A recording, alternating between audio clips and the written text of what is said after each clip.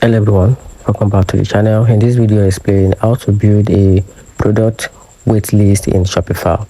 So Shopify doesn't have a built-in waitlist features, but you can easily create one for product, especially for out of stock or upcoming items, using a Shopify app design for waitlist, pre-order or back in stock notification.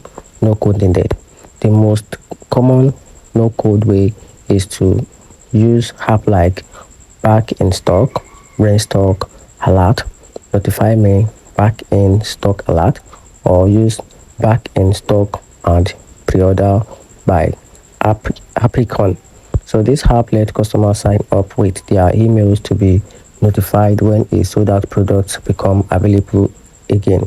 Effectively, this work as a wait list since you are collecting customers' interest before restocking.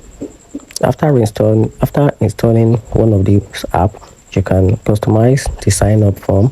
For example, both text saying join waitlist or notify me, and choose where it appears on your product page.